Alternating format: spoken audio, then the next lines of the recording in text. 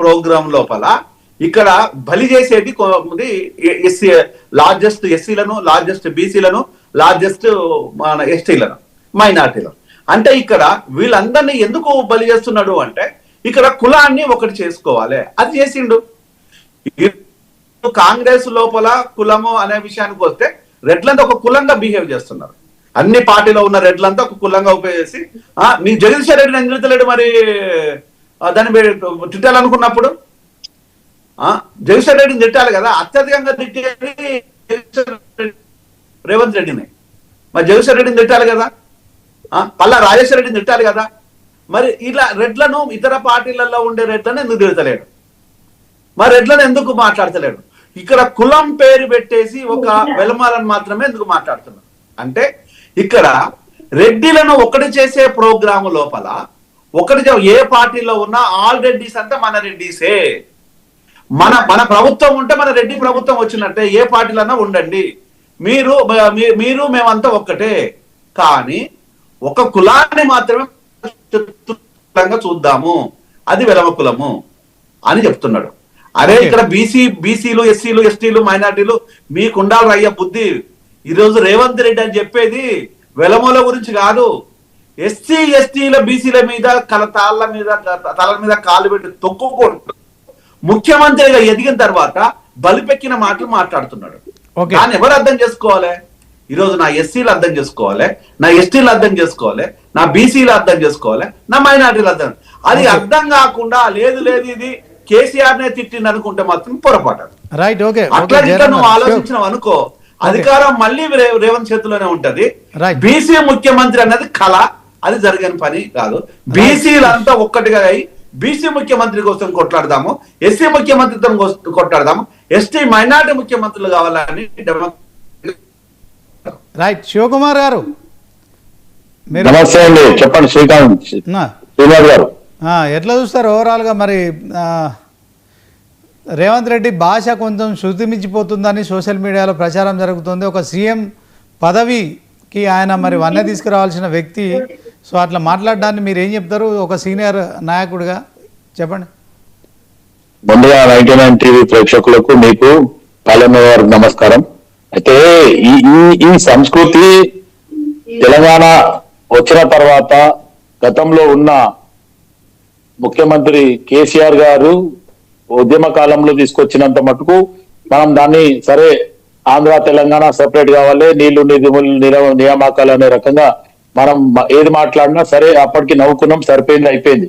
కానీ ఆ తర్వాత 10 సంవత్సరాలు కూడా తావుటలు, దద్దమ్మలు అనే రకంగా లేదు అనుకుంటే ఊకవా కూర్చోవా నీకే తెలియదా, ప్రెస్ వాళ్ళతోనైతే మీడియా వాళ్ళతో కానీ ప్రతి ఒక్కరిని కూడా ధిక్కరించి మాట్లాడేది ఎవరు? కేసీఆర్ కదా. గతంలో ఈ సంస్కృతిలో మొత్తానికి అటు తీన్మార్ మల్లన్న గాని, లేకపోతే బండి సంజయ్ గాని, లేకపోతే అరవింద్ గాని, లేకపోతే ఇంకా మిగతా నాయకులంతా నేర్చుకుంది ఇదే భాష కదా. మొత్తానికి తెలంగాణలో ఈ భాష మాట్లాడితేనే, ఇట్ల పురాణం మాట్లాడితేనే ఎదుటోనికి అర్థమవుతుంది అనే రకంగా ఈ పద్ధతి గాని, ఈ స్టైల్ గాని తీసుకొచ్చేది ఎవరు? కేసీఆర్ కదా.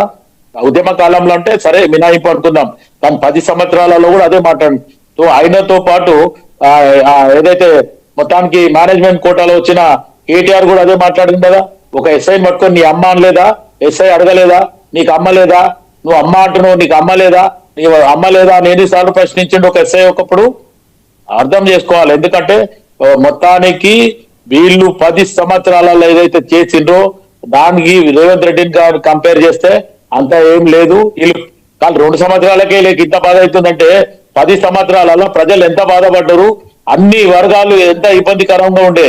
ఒక ముఖ్యమంత్రిని కలవాలన్నా కలవలేదు, ఒక మంత్రిని కలవాలనుకున్నా కలవాల్సింది లేదు. ఒక ఎమ్మెల్సీ మినిస్టర్ కూడా పోయి కలవాలనుకుంటే 6 గంటలు కూర్చున్న తర్వాత కలవడపో అంటే వెళ్ళిపోవాలా.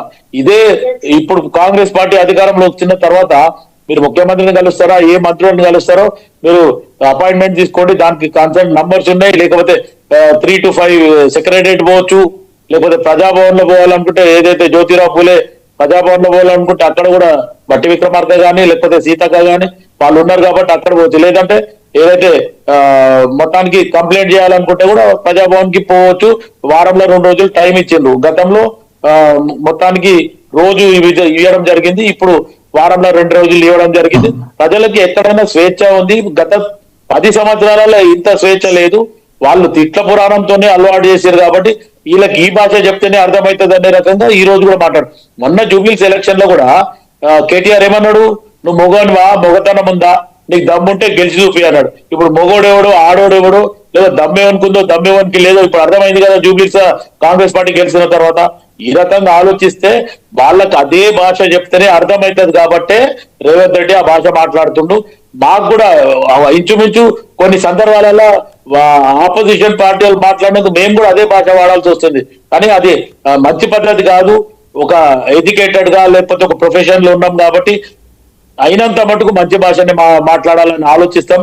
అండ్ మోర్ ఎవర్ ఈ తెలంగాణ తిట్ల పురాణం కానీ లేకపోతే తాగుబోతులను తయారు చేసింది ఉట్టి కేసీఆర్ కే ఈ ఘనత దక్కుతుంది, టీఆర్ఎస్ బీఆర్ఎస్ కే దక్కుతుంది తప్ప మిగతా ఈ పురాణం వాళ్ళ నుంచి బంద్ కావాలి. ఎందుకంటే 10 సంవత్సరాల నుంచి అలవాటు అయిపోయింది.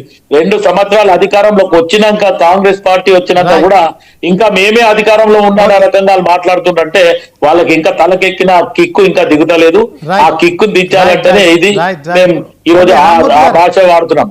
ఓకే రామ్మూర్తి గారు చెప్పండి. విన్నారు కదా శివకుమార్ లాల్ గారు, కాంగ్రెస్ సీనియర్ నాయకులు, మరి ఆయన ఏం మాట్లాడారు, మీరు నేర్పిన కదా నీరజాక్ష అంటున్నాడు.